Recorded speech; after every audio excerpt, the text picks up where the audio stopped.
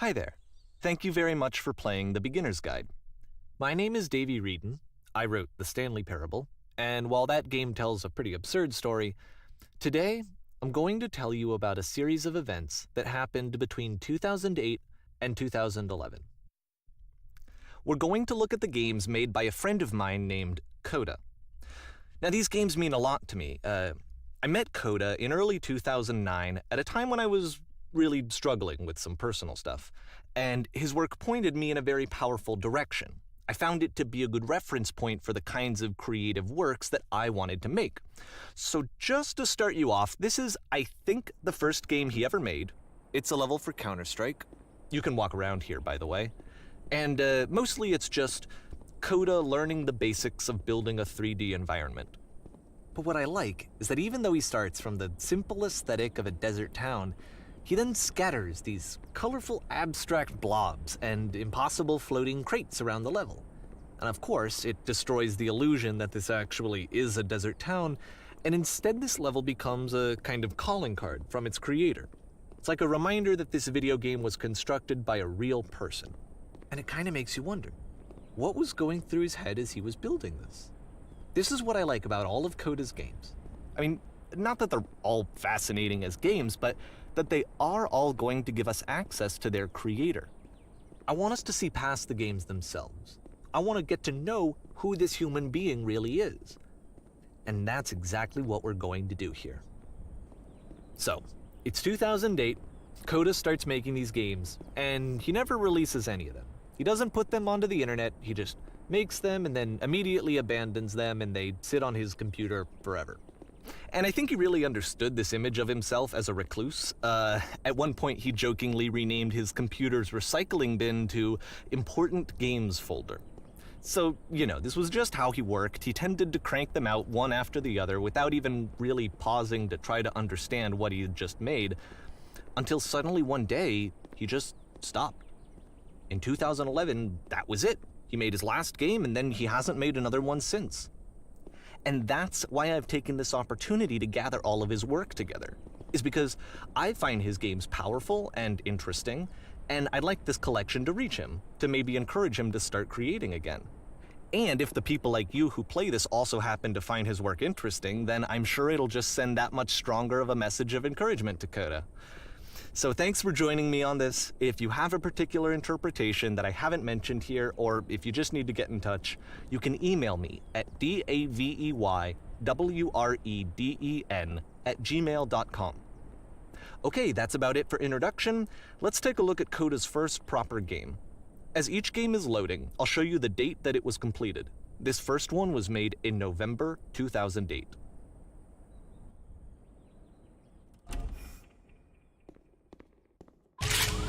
Warning. Whisper machine active. Shift destruction imminent. This game is called Escape from Whisper, and it's one of the more generic games you'll see from Coda.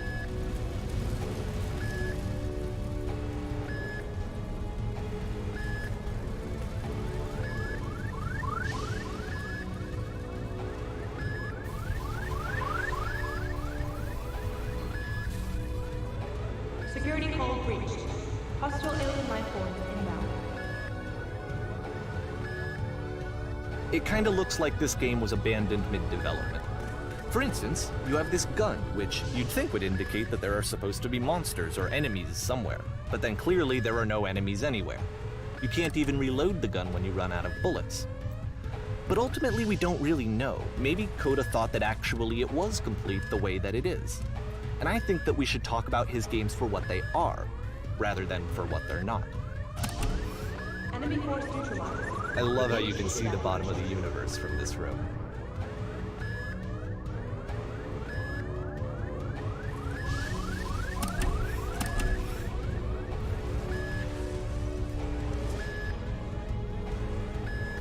Apparently this space station has a labyrinth on it. Sure, I don't know. There's really no reason for it that I've ever been able to discern, so in the interest of time, I'm just gonna skip you on past it.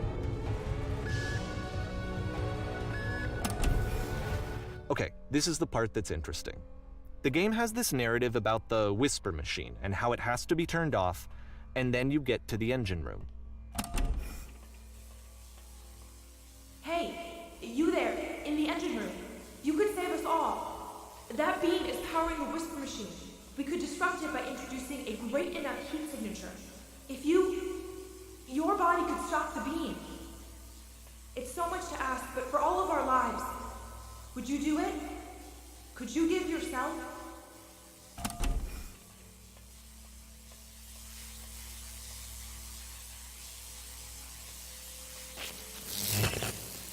Let me pause here for a second. What you just experienced, stepping into the beam and then dying, is probably what Coda had initially intended when he was developing this level. But when he first compiles and plays it, something goes wrong. There's a bug somewhere. And this is what happens instead.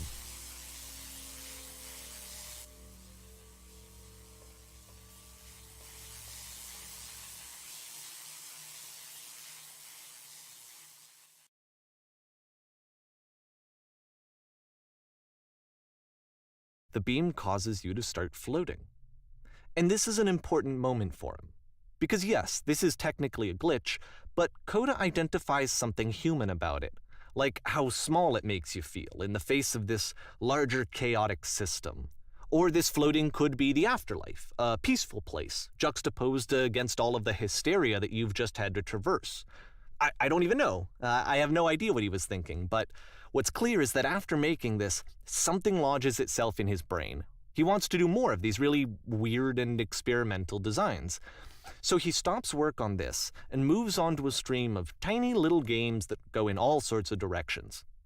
Let's go ahead and take a look at the first game he made after leaving this one behind.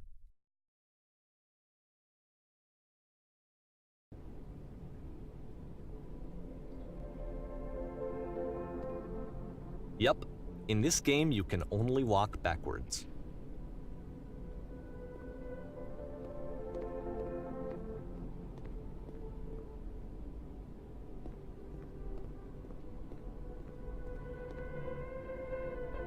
So it's a short and relatively minimalist experiment combining motion and narrative. It is less advanced than the previous game, but actually it seems to be more focused, more complete. Coda's trying to give it a unique voice rather than simply basing it on a pre-existing trope.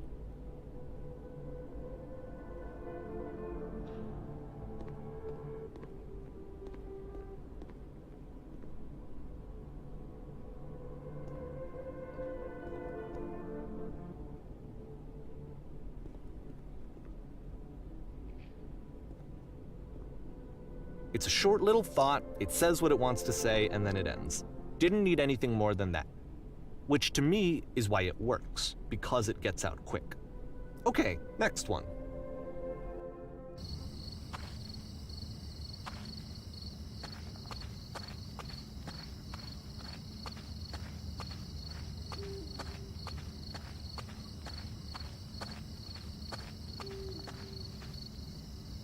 And that's it.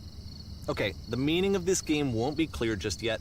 Please be patient with me for a few more games, and I promise you'll see what makes it interesting.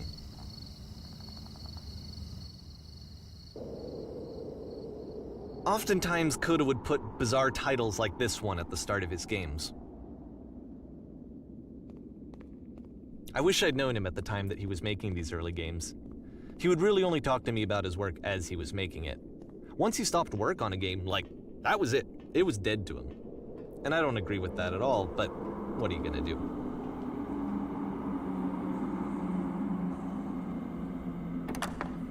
Once you've been slowed to an absolute crawl, the door at the top of the stairs opens.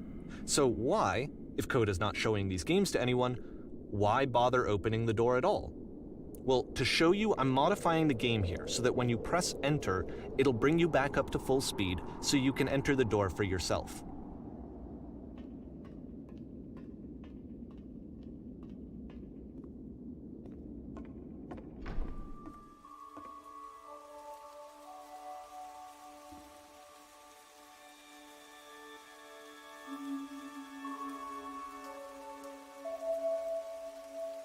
A room that's warm and nice and filled with little ideas for games.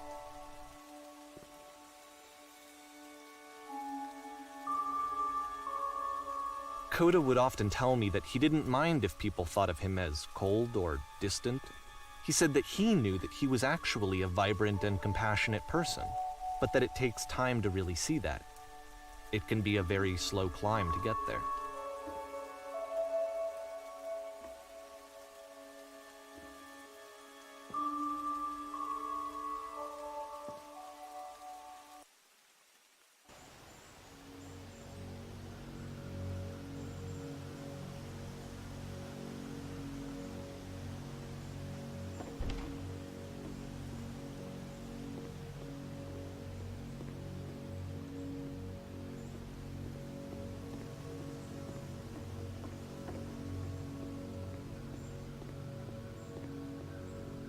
Well, this is new for Coda. It's an actual puzzle.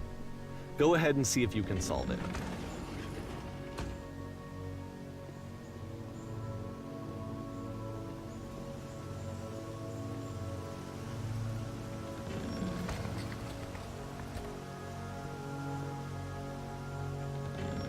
Don't forget that solution, because we're going to see this puzzle again soon. We're going to see it a lot.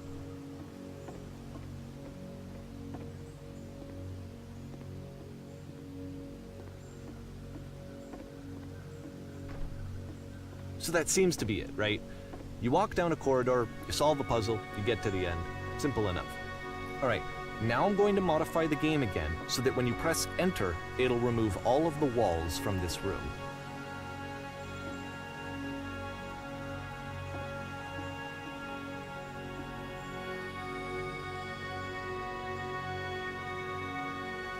How about that? There was more to it than we had any way of knowing. I actually find it funny that this game comes after the Stairs game, since they essentially convey the opposite idea. So, in the Stairs game, a dull exterior concealed a rich interior. And then, in this level, a dull interior hides this fantastic outer world. Either way, I think that the point is the same, is that most of the time you don't get to know what you're missing, or even that you're missing anything. That's not your role as a player. So if your role here is not to understand, then what is it?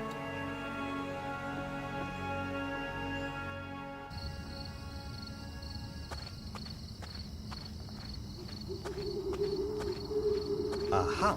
So, this, combined with the entering game from earlier, tells us that Coda believes his games are connected somehow. It could even be that the Stairs game and the puzzle game are literally connected in between this and the entering game. There's a bigger picture that all of his games are meant to play a role in, some larger meaning that we won't be able to grasp until we've seen all of them. And once we have, we can step back and start to understand what exactly that bigger picture is.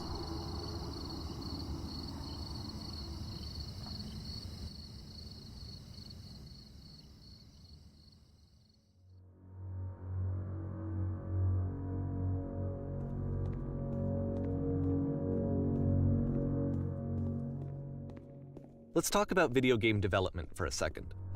Every video game runs on what's called an engine, which determines what the game can and cannot do. So in other words, the engine is a set of tools for game development.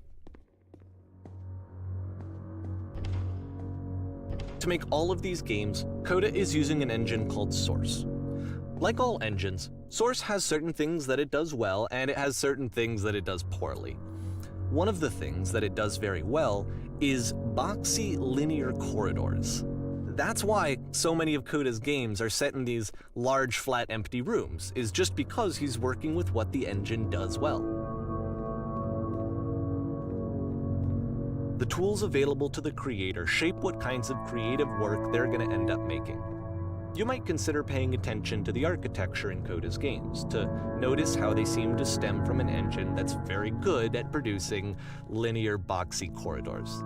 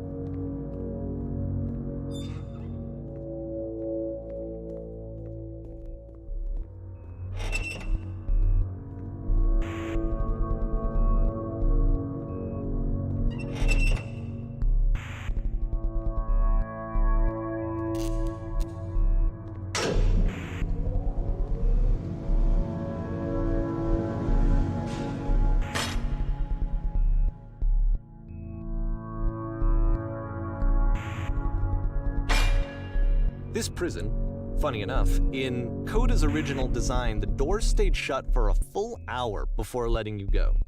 If you don't mind, I think we're gonna skip that. This is something that he and I used to argue about a lot. You know, whether a game ought to actually be playable, whether it means anything if no one can get through it. And I would always defend that, you know, all this work goes into the game, why not make it playable and accessible? And so we just got into heated arguments over it, and there was one time that after one of these conversations, he went home, and a day or two later, he sent me a zip file entitled Playable Games that was full of hundreds of individual games, each of which was just an empty box that you walked around in and nothing else. Believe me, I played every single one of those just to find out if there was like a gag hidden somewhere. There wasn't.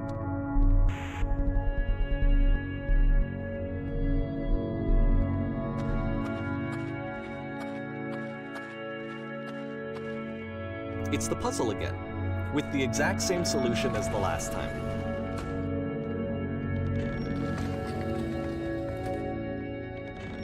There's still no clear indication of what makes this puzzle so special that Coda is going to return to it over and over.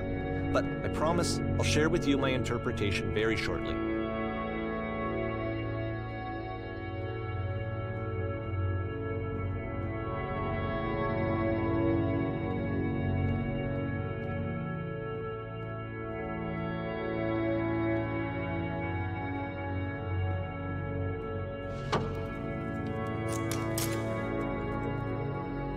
Here, Coda begins using a kind of dialogue system that he fashioned out of the engine's chat capabilities. Use the 1, 2, 3 buttons on your keyboard to respond.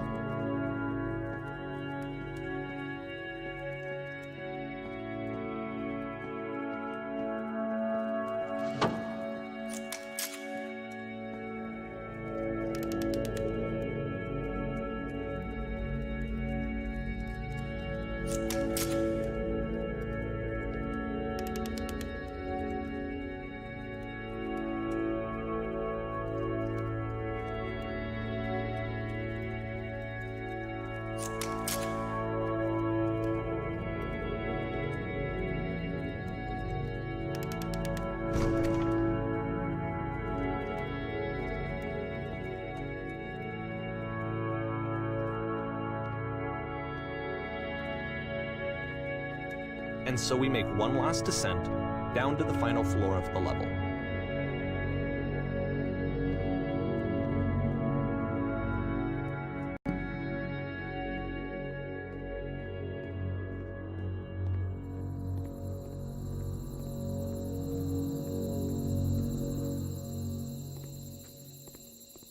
It's a lamppost. Okay, I can't tell you quite why, but for some reason, Coda fixates on this lamppost. It's going to appear at the end of every single one of his games from here on out. I'll tell you what I think. I think that up to this point, you know, he's been making really strange and abstract games with no clear purpose, and maybe you can only float around in that headspace for so long. Because now he wants something to hold on to. He wants a reference point. He wants the work to be leading to something. He wants a destination, which is what this lamppost is. It's a destination. We're going to see it in the work as well. His games are just going to become a lot more cohesive, a lot more fully developed, with more of a clear idea behind them. And as we go, that idea will get clearer and clearer and clearer.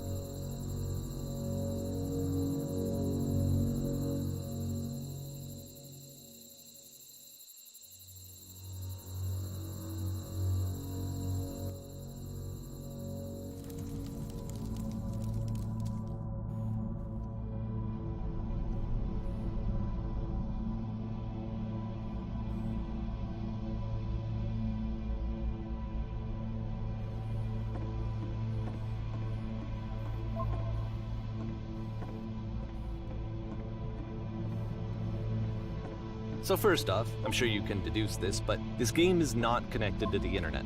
All of the notes that you're gonna see have been written by Coda. This was actually the first game of his that I ever played.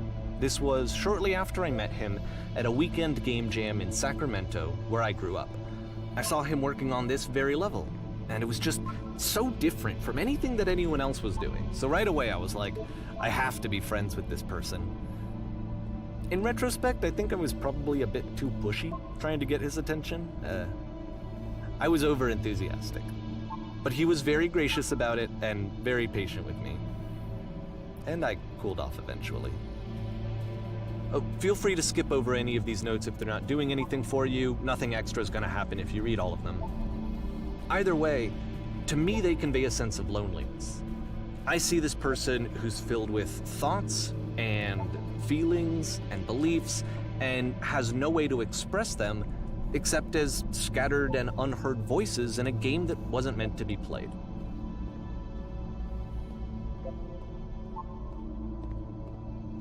But it's ironic, isn't it, that in playing this game and seeing how alone Coda often felt, that we get to know him better and actually kind of connect with him. And I have to be honest with you, this idea is really seductive to me, that I could just play someone's game and see the voices in their head and get to know them better and have to do less of the messy in-person socializing. I could just get to know you through your work. I think this is why I always liked Coda's games so much, is because it felt like they let me have that connection. I felt as though he was inviting me personally into his world. And then I feel less lonely too.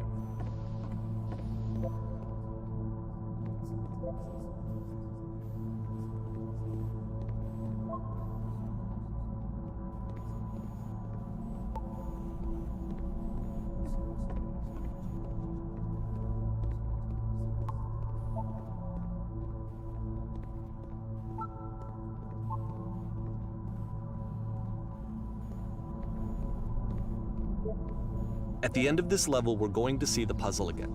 And here, I'll tell you what I think the puzzle means. Each of these games represents an idea that was on Coda's mind at the time that he was making it. And the puzzle is a way of closing the door on a previous chapter of his life before moving on to the next one. In each of his games, after exploring a theme that, he might find difficult, Coda can then place this puzzle that he knows has a reliable solution. He understands exactly how it works, and so it gives him a simple mechanism for moving on. And because there's this dark area between the doors, a space between spaces, before you move on, you get to pause. Just for a moment, a few seconds to reflect on and let go of the events that led you here, to step back and connect the pieces together, to grasp at that elusive bigger picture.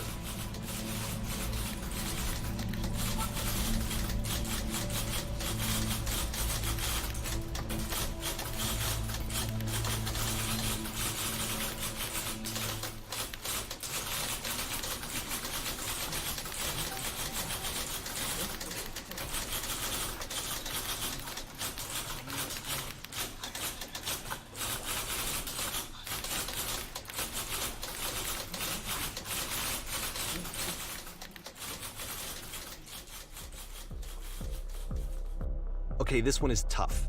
It's gonna kind of just spin its own wheels for a few minutes. Hang with it.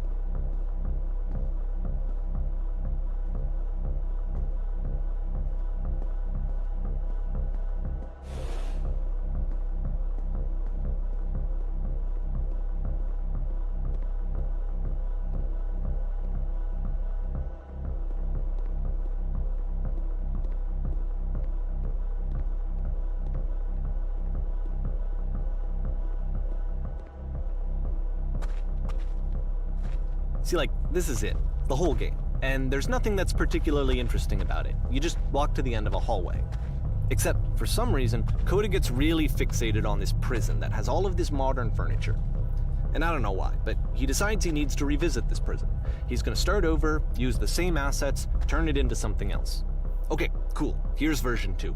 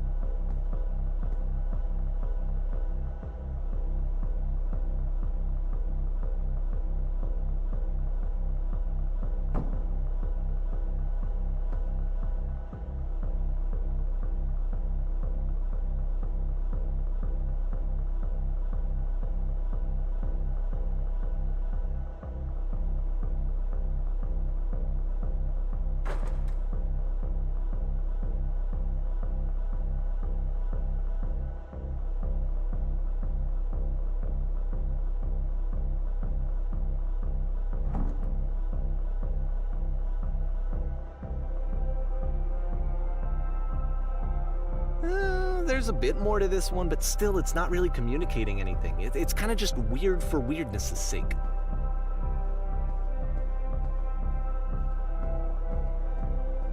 So okay, he throws it out and starts over.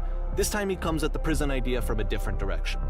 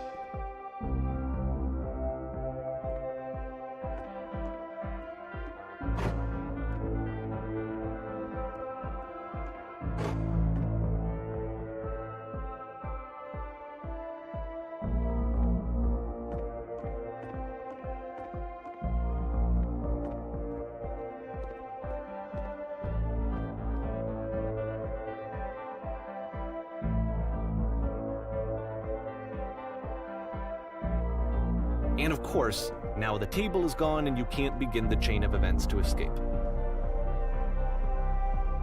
Here's a version where there are no bars, but you can't actually get to the well. And then a version where the inside of the prison is the outside and the outside is the inside. Let me just blink you real quick through a few more of these. I mean, he really unloaded on this prison idea. There's nearly a dozen of them. Personally, I think it's awful to watch this, to see a person basically unraveling through their work. And for what? Like, at what point do you just go, maybe there are game ideas other than this prison that I could be working on? But Coda doesn't have that voice telling you to stop, that particular mechanism of defense against yourself. Without it, you just spiral. And so he keeps going and going and going and going and going, and then he hits on something. And he likes it. And that's it. He's done. He stops making prisons. This is the very last version of the prison game that he created, and the reason I think it works is that the prison is not actually in it.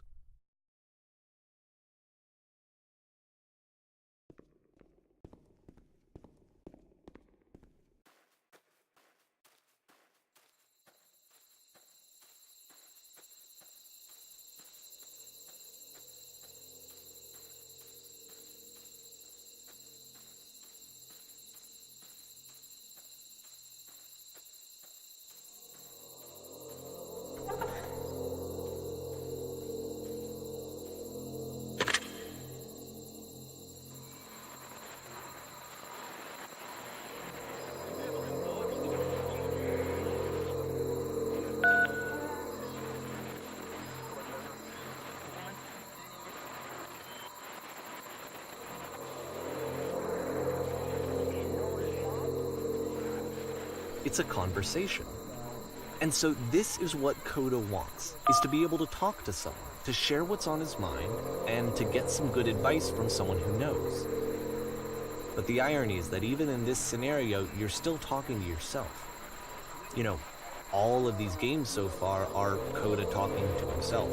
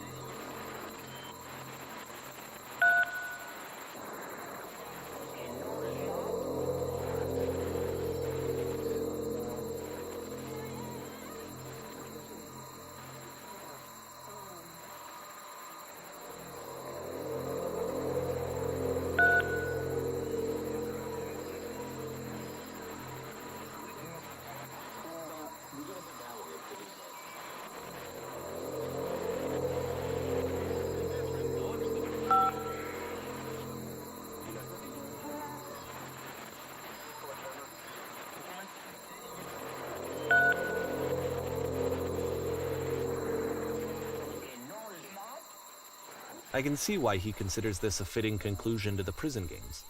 After all of the obsession and frustration, just to be told by someone you can trust that things are going to be okay.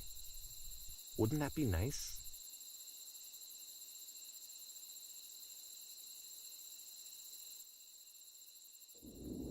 So what would it look like if Coda wanted to make a game about talking to someone other than himself?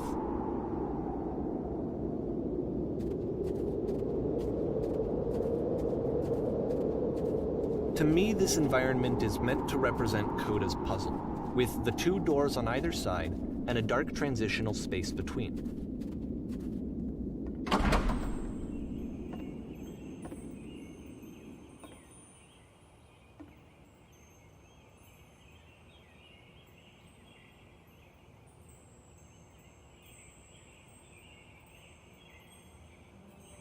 You'll notice that the quality of the art is a step up from previous games, including this new and improved chat system, which he started using from this point on. From here on out, he begins putting much more effort into the visual polish of his work, and this particular game took 2 months to create as a result.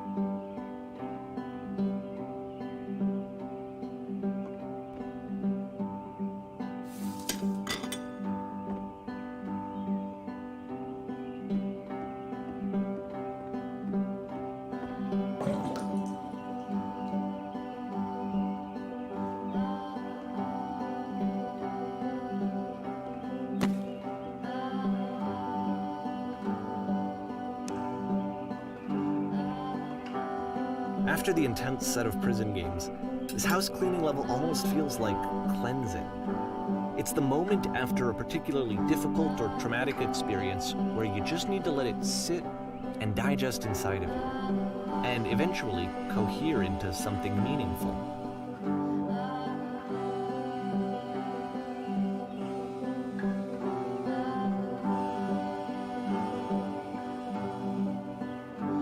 I know that Coda really liked this game. Of all of his work, actually, this was the only one that he called me up to ask me to come over and look at it. This was during a period of a few months where he was like grossly happy all the time, just walked around with a constant smile on his face.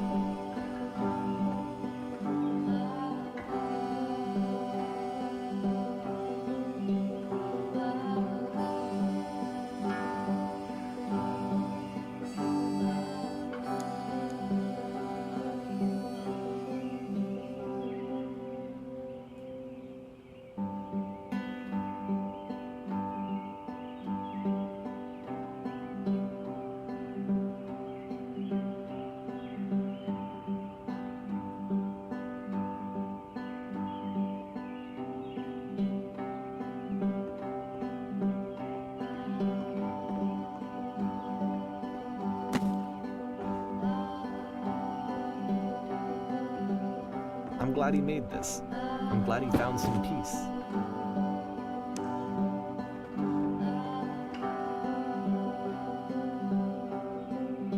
But, of course, it can't last. The music stops, your companion is gone, it's time to leave.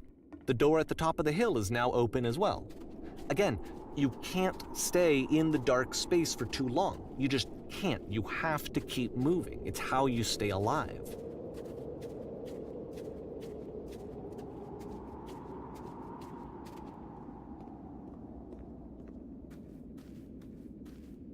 Which is the whole point of the puzzle doors, right? That sooner or later you have to pick up and move. I really thought that was the point of it.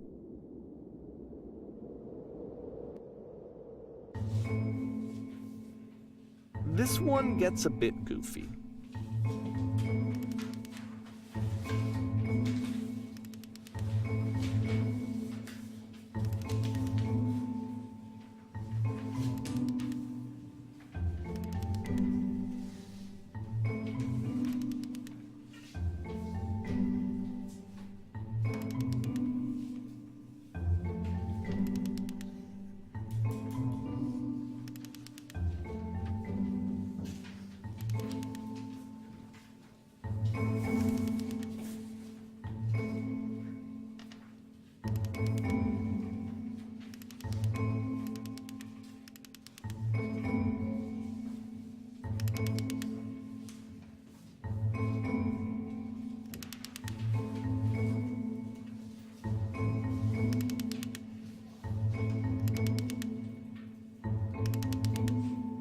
About halfway through the game, the perspective shifts.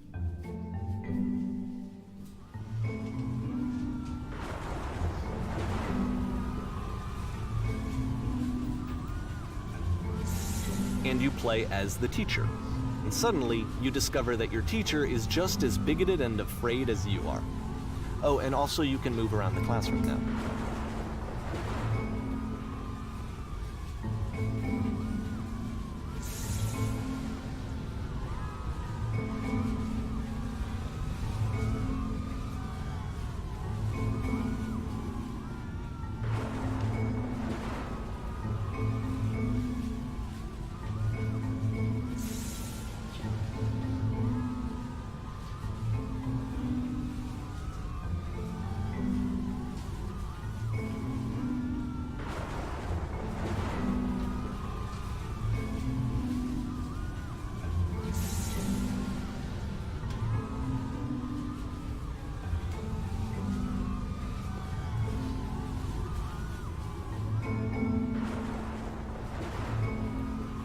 I fell pretty hard for this one. I feel like it's one of the most relatable experiences that you can have. To assume that some other person is perfect and totally fulfilled in every way, and completely miss all of the little flaws that make them painfully human. I think about this game a lot these days.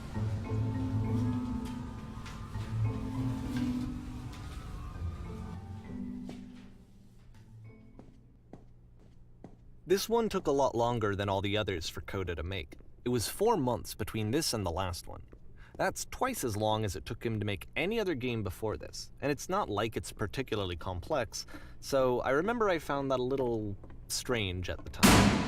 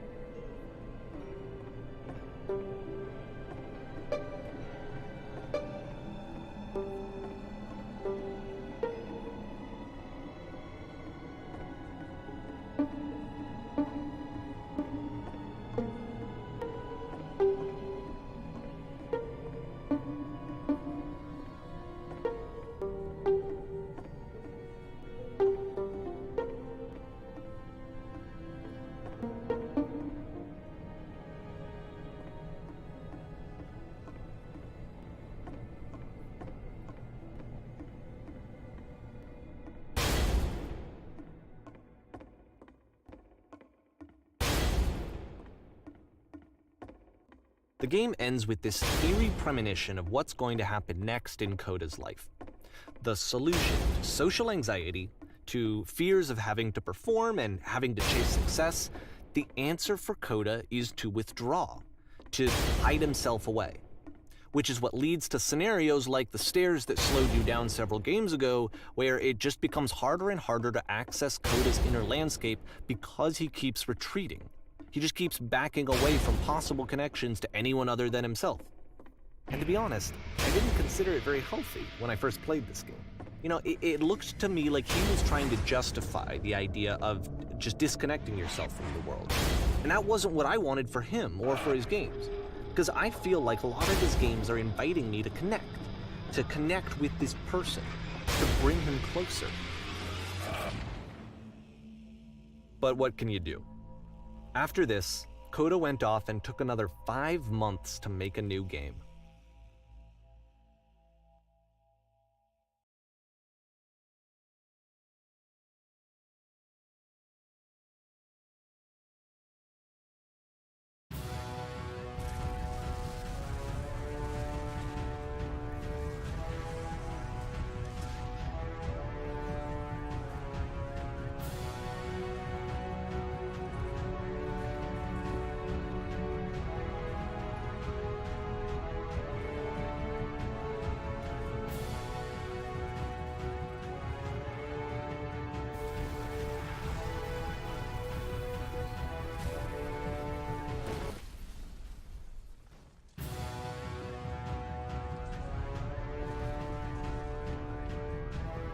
You should probably open your eyes if you haven't already. It's pretty much impossible to solve otherwise.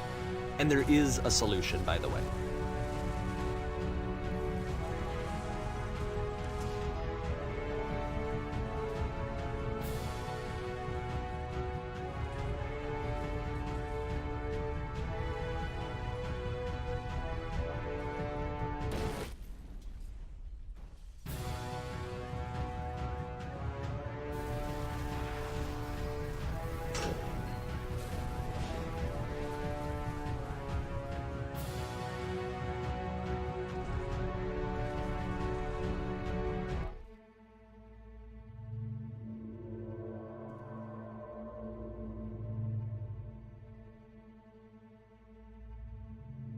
Like I said, I was getting concerned. First off, he's never been this explicit in his work about exactly what he's thinking. So where's that coming from? But then even weirder, his work has potentially stopped being an outlet for him. Not like he's having trouble iterating on ideas, but he literally just can't think of new ideas anymore. And in person, he was being a lot more distant than usual. Like, you know how sometimes a person will just deflect anything that you say in order to keep themselves disconnected all the time? It was that kind of thing. Here was the point in my relationship with Coda where I really started to wonder if he needed my help in some way. His games are going to get more desperate from here on out. After this game, it's almost 6 months before he finishes something new.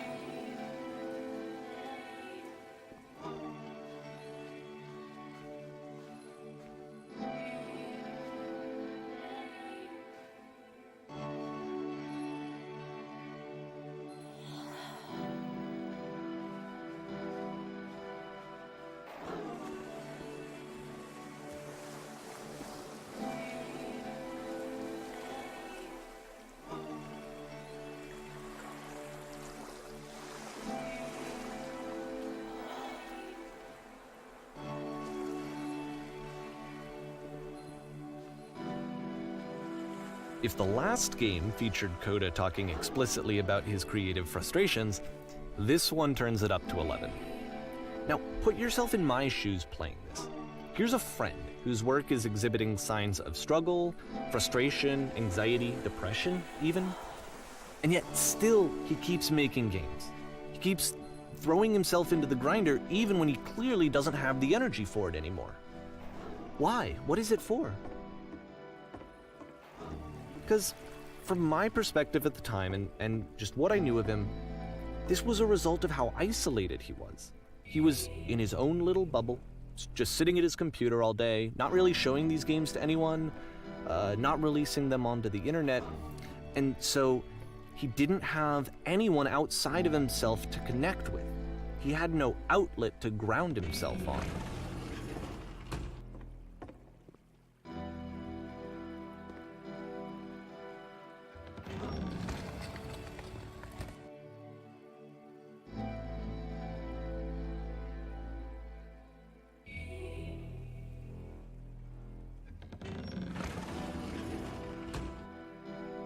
You can't talk yourself out of loneliness.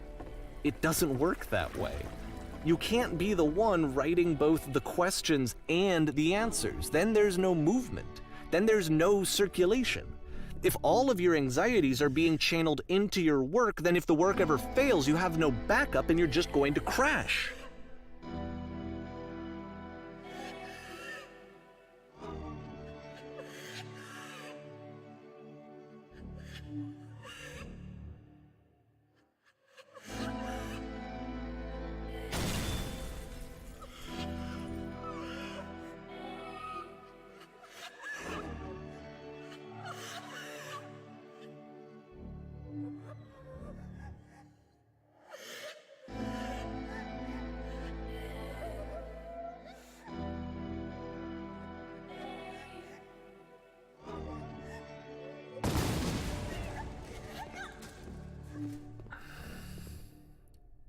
Seeing this game at the time that he made it, it looked really unhealthy to me. I was watching him do this to himself, and I hated it. I hated seeing him so trapped. It's like, video games are not worth this amount of suffering. This is someone I really cared about, and I used to get so much joy out of seeing him create. For him to suddenly become angry and frustrated like this, It was the worst thing for me.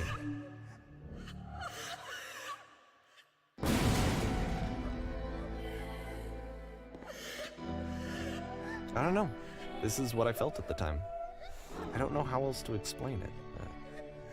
I wanted it to stop more than anything. I had never felt so rotten.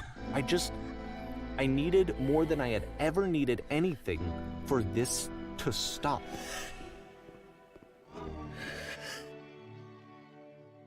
But it didn't stop. After finishing this one, Coda takes another 7 months and comes up with a new game.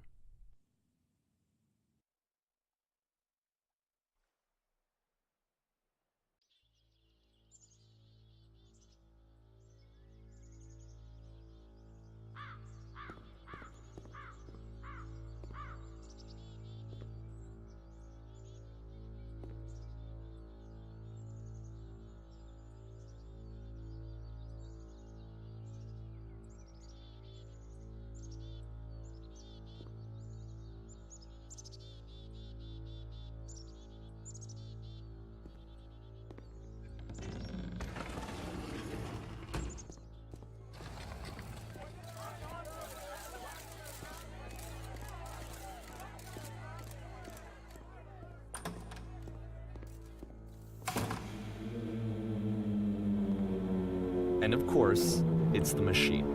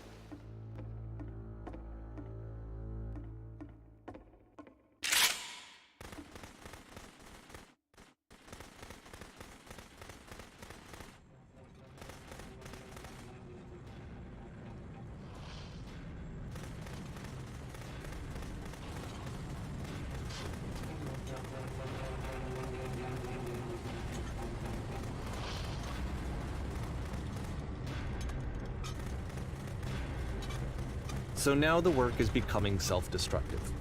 And I'll tell you, at the time that I first played this game, shortly after he made it, here's what I'm thinking to myself. I'm thinking that Code is stuck in his own head, and that it's having a very negative effect on him, and that all he needs to do is just start showing his work to people, to get some actual feedback on his games. It might get him out of isolation. And so, as I'm thinking this, I realize that I could be the one to initiate it. Because it would never occur to Coda to start actively soliciting feedback, so what if I did it for it? If he could see the difference it would make to have more actual conversations with other human beings, would that bring him out of his mental spiral? Would it give him confidence in himself? Would it bring meaning back into his work?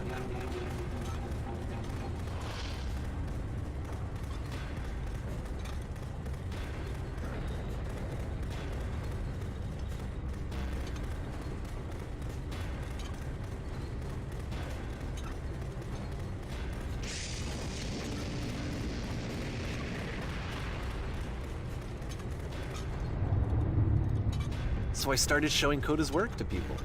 I took this one, and the islands which you just played, the theater, the notes, the house cleaning game, and some of the prison escape games. I brought them to people that I knew and trusted. I asked their opinions. And the great part is that they really loved his games. You know, the point of it all was just to give him some external reference point, but they genuinely loved his work. There was nothing for him to be afraid of.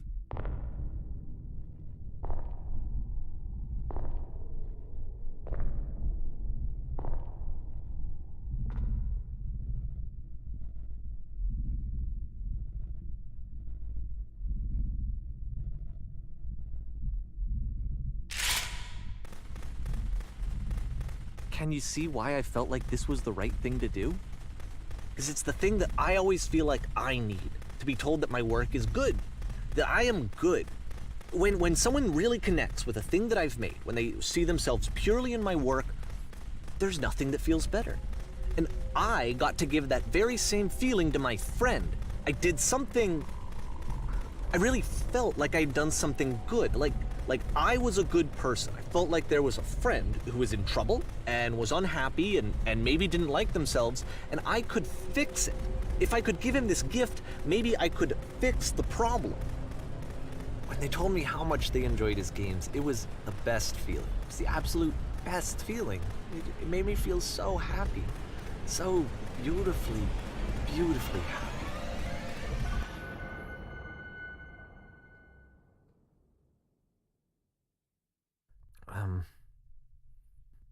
So anyway, Coda finishes this game, and then really he just kind of takes off for a while. So this is June of 2011, and I didn't hear anything from him for several weeks, I guess. And so out of nowhere, one day I get an email, and it's got a private link to a new game of Coda's.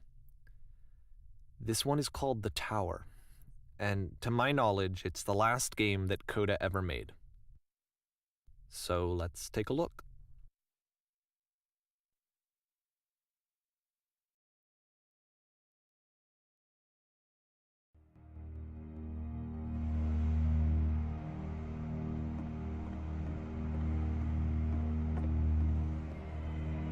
And this is where I have trouble saying anything meaningful about Coda's work.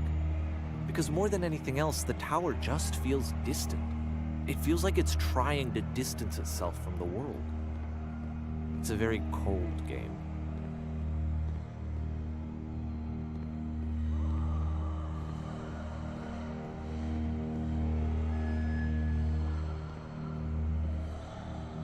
This room actually has a maze in it. Except that all the walls of the maze are invisible. And then every time you touch one of the walls, there's this awful flashing and noise, so the experience is really miserable. The game goes beyond not being meant to be played, it actually seems to despise the player for trying to play it at all. But I do want to show you the rest of the levels, so when you're ready to continue, press enter and I'll put a bridge over the maze.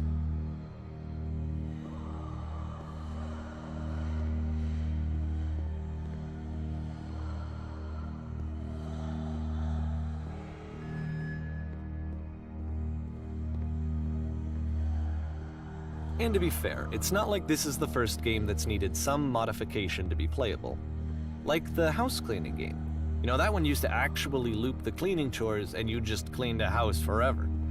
I had to cut it off so that you could exit the house and the game would actually end. But that game had an idea that it was actually trying to communicate. What's the deeper idea behind the invisible maze? The only way past this challenge is to randomly guess the 6-digit code. Like the invisible maze, it's frustrating to me, because it's the opposite of everything else that Coda has made. It doesn't encourage thought or engagement. It doesn't ask anything of me, except a lot of my time. If I could have reached him during this time, then maybe I could have asked him, but I couldn't. I still don't really understand why this is here. I'll put the code on the ground for you here, though, so that we can move on.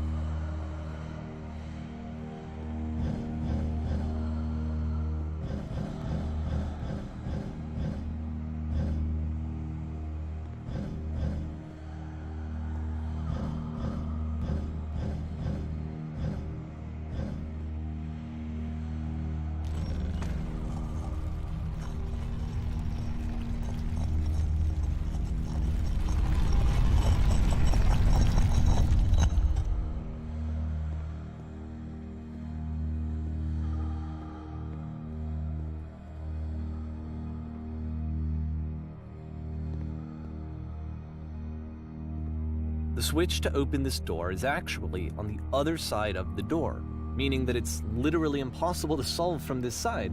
So even if you somehow brute forced your way through the first 2 challenges and you got to this point, there's actually just no way to progress. And it's scary for me, the idea of Coda cutting himself off entirely, just saying, that's it, that's the end of the conversation, not giving me any way to fix the problem. I feel like a failure, I guess, when I can't fix the problem. But I can open this door for you, so let me do that. Was I a failure for not understanding this game? I don't know why I would be. It's not like everything needs to have a solution, but I feel it somehow. I feel like I failed, and I don't understand why. I remember, it's June of 2011. I'm playing this for the very first time, and as I'm playing, I'm thinking to myself, I don't know this person. I have no idea who this person is. It wasn't the guy I knew, it wasn't my friend. I had come to so many conclusions from looking at all of his work up to this point, and then suddenly none of them... I had been trying to, though. That was the thing. For years I was trying to get to know him, to understand who he actually was and what he stood for. I asked him so many times to please just tell me what his games mean to him. I asked him please to tell me what the 3 dots mean. And he wouldn't.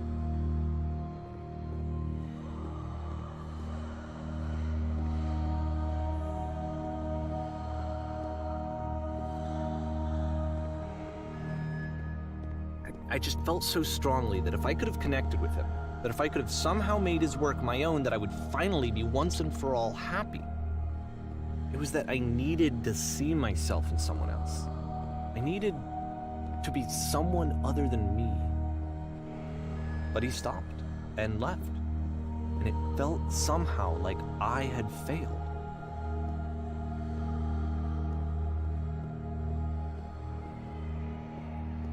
Where did I screw up?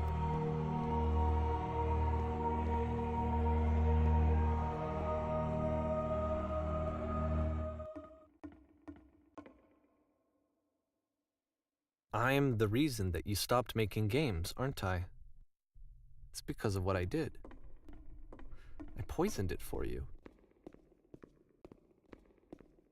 I don't think I ever told you this, but when I took your work and I was showing it to people, it actually felt... it felt as though I were responsible for something important and valuable.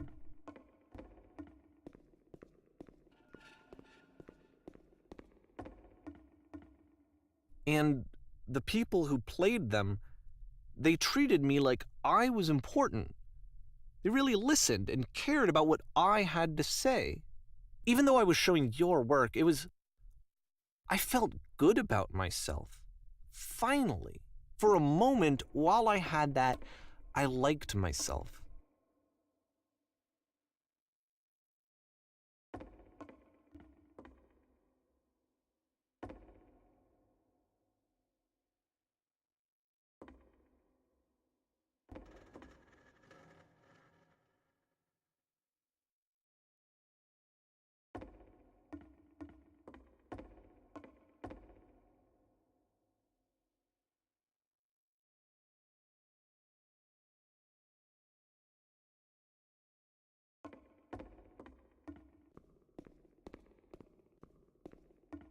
And then you stopped, and I didn't have anything left to show people. I just had to be with myself. And as soon as that happened, there was no feeling at all. Nothing. Less than nothing. What does that mean?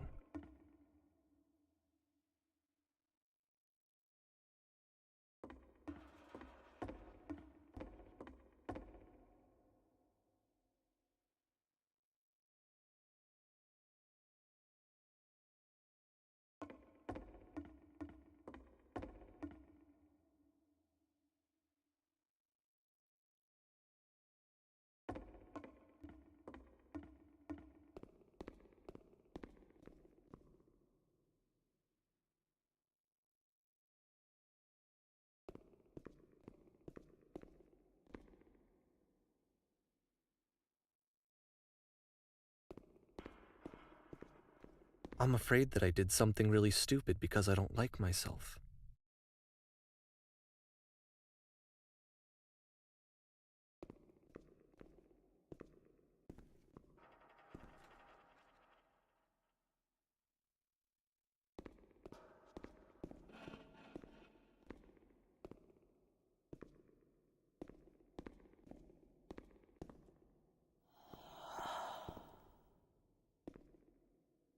That's why I'm releasing this collection of your work, is because I haven't been able to find any other way to reach you.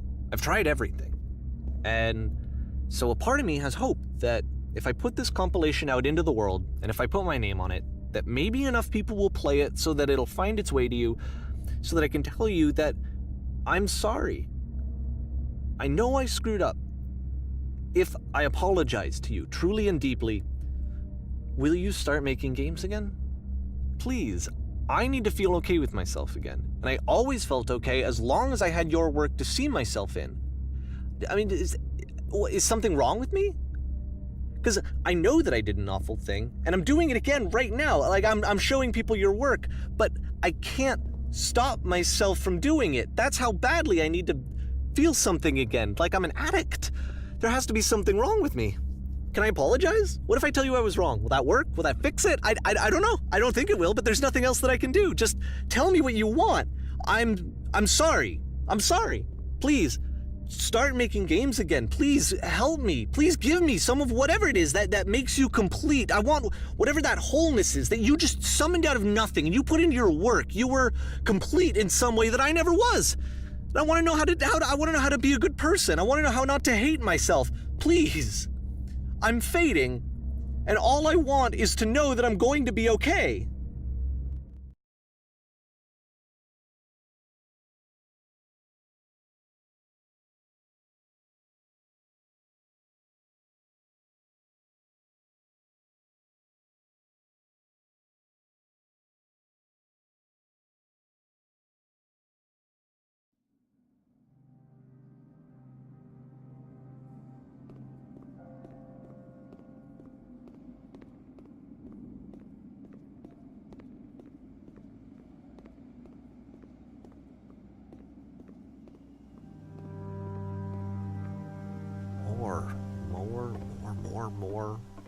More love, more praise, more people telling me that I'm good.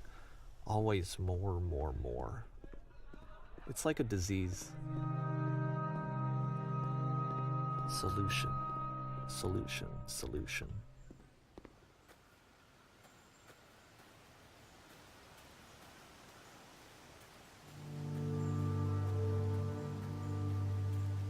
I guess if someone had told me ahead of time that he just really enjoyed making prison games, maybe I wouldn't have thought he was so desperate.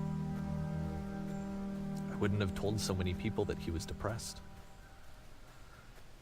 Maybe he just likes making prisons.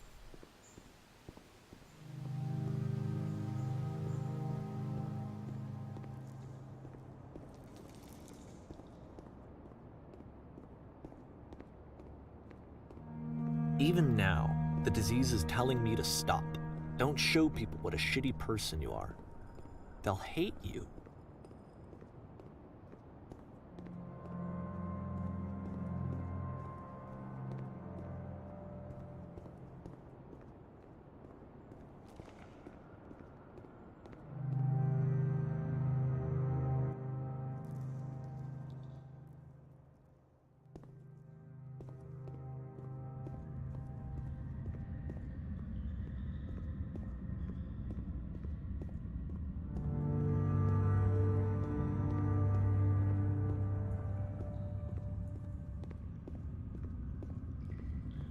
If I knew that my life depended on finding something to be driven by other than validation, what would that even be? It's strange, but the thought of not being driven by external validation is unthinkable. Like, I actually cannot conceive of what that would be like.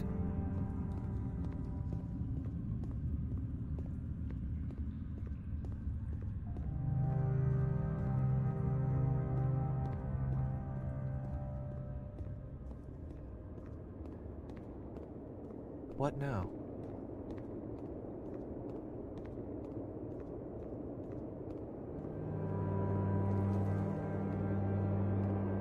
I think I need to go.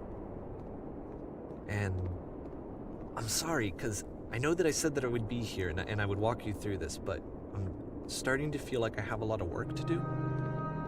I have a lot that I need to make up for, and so I'm just gonna... Okay.